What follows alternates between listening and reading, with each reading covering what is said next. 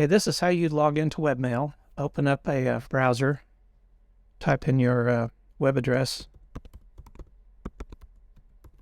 /webmail,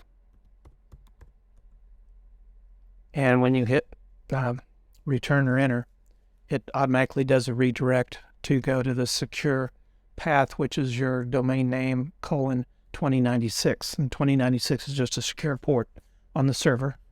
It's all done for security reasons. And then type in your full qualifying email address.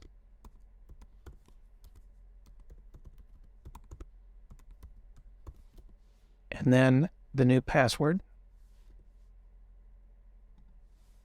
And I will text this password to you. It's essentially the same one that you sent me this morning, except I swapped out the last character. And then once you've entered in the new password, then click on login. And there you go.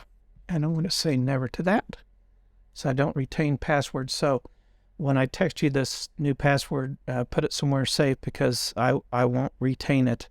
I do that by design. I don't retain any of my clients' passwords because I don't want to have to keep up with them. So it'd be literally hundreds of them.